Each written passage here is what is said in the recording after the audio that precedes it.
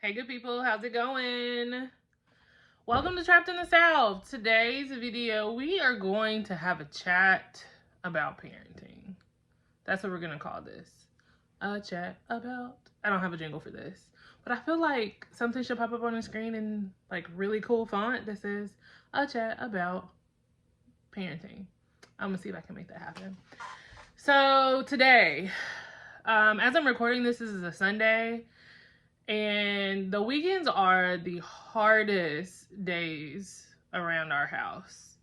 As I have mentioned previously, I have a 6-year-old and a 2.5-year-old, both girls. And normally when I'm in conversation with people and I say girls, their facial expression immediately changes. Like, I'm assuming if I would have said, oh, I have 2 boys, they would probably give a different face. Or if I have a boy and a girl, they would be like, you have balance. But they always have a look of fear. And then they end the conversation or the topic by, bless you. Or I'll pray for you. Or something of that nature. Nothing that alludes that it's going to get better in time. I'll always make a comment about that. Like, well, you know, maybe in a couple of years, like things will be different and I will be yearning for these days. But the facial expressions that I get from other parents and moms about having 2 young girls is not looking real helpful. Today in particular, I guess I could talk about a myriad of things, but I used to hear a lot about mom guilt before I had kids. And up until recently, probably within the last year, mom guilt has been hitting me pretty hard. I think it's because my 6-year-old, I can see my 6-year-old understanding a lot more things, like as day and day go by.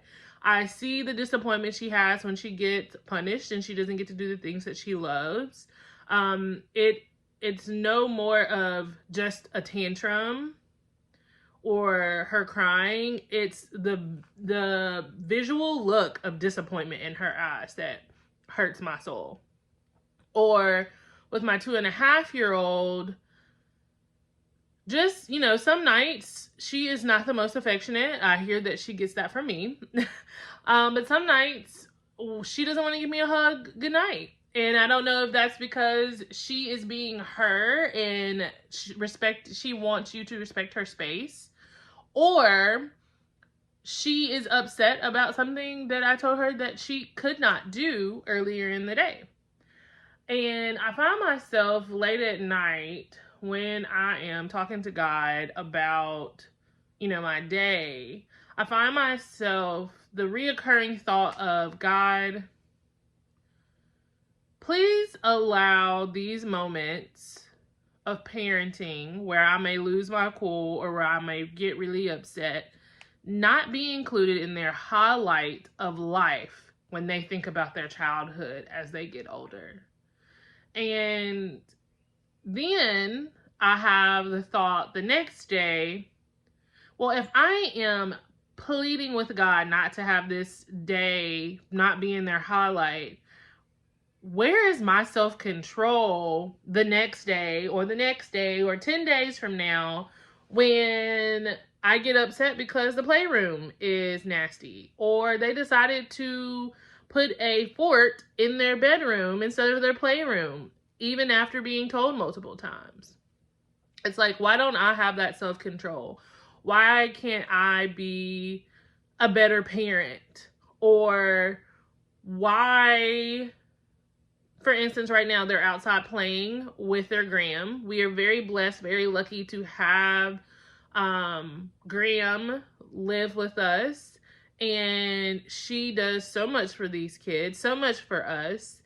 And I find myself, if I am here and they are, like right now, outside playing, I feel myself, I hear, like, they're literally running, playing on a trampoline, but I can hear their screams. My instinct is to run to the door and check to see if everything's okay, although there isn't an adult outside with them. I want to control the situation. It's a lot of when I am not in control of a situation, my anxiety and stress levels severely increase. I was on the phone with a friend the other day, and I was telling her about, oh, the girls went outside. I went to go run an errand, and I came back home and I noticed that my 6-year-old didn't have a hat on. And even though we're in Louisiana, we are getting real winter weather this season for some odd reason. And I could feel the anger rising. Because not only did I tell my 6-year-old before I left, go put a hat on. And I told her Graham to make sure she had a hat on. And I knew with both of those things being said and there's still no hat, that means that something happened while I was away. And so my friend was just saying, number one, acknowledge how blessed you are to be able to go run an errand. And I fully do. I'm fully aware. I am fully aware that there are some mamas who are with their children 24/7 and they don't get a break to go down the store, to go pick up lunch, none of those things. And then number two, the people that you entrust your children with are not going to do the exact same things that you do for your children. You may tell them, make sure they have a hat on. And if that child gives them pushback, they're probably not going to make them put a hat on. They're going to do whatever they can do to get out of the door.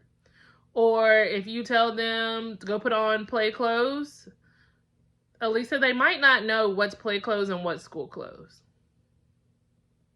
And that's some things that you're going to have to just relinquish and drop it. Literally.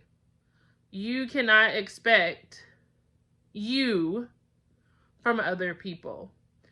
And although I feel like recently I've heard that so many times just with my therapist and I having conversations, and then when it relates to my work and the people who I have on my team, my fellow teammates, I feel like expectations come up so much, and it is hard for me to, I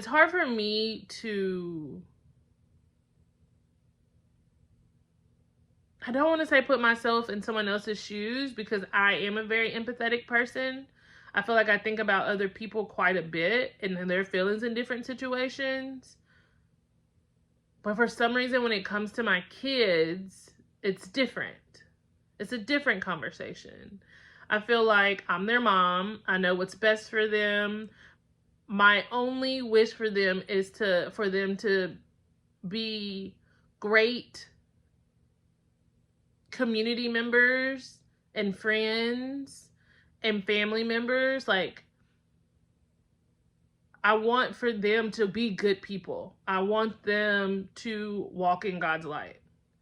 And is God's light have anything to do with keeping a clean playroom at 5 and at 6 and 2.5?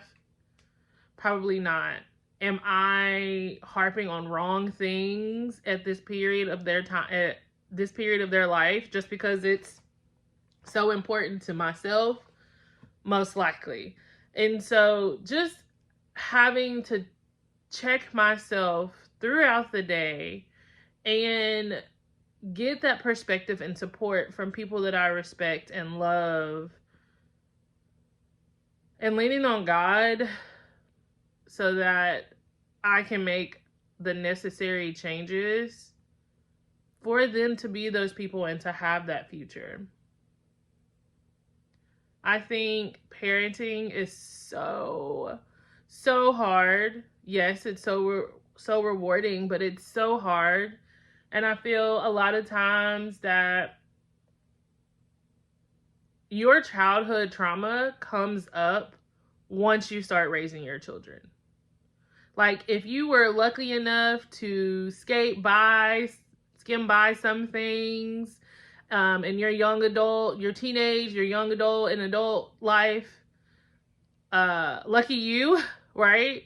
But then when you start having kids and you start having to partner with other people to raise your children, you realize that there are things that you like and dislike about raising your kids with your particular partner. Some situations where you feel like, oh, well, I'll just take on all of it because I want it done a particular way.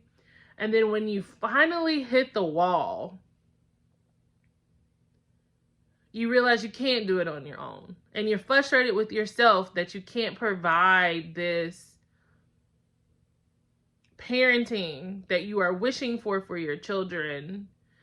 And you have to reach out for help. And you can definitely tell the people who support you, you know, the different things that are important to you, you know, morals and standards and how you want your children raised. But ultimately, I don't want to say they're kind of going to do what they want, but they're going to have their own remix to it, you know? And so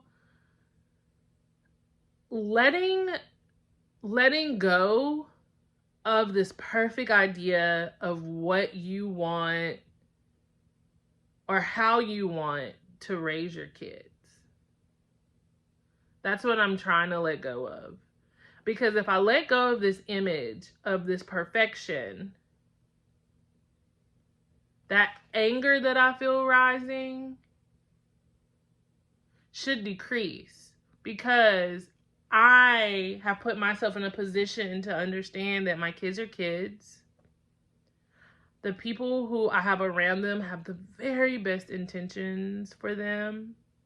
They love them. They don't want to hurt them in any way. And they are processing things the way that they know how to process them. Now, hear me say, there is nothing wrong with correcting when you see something that doesn't align with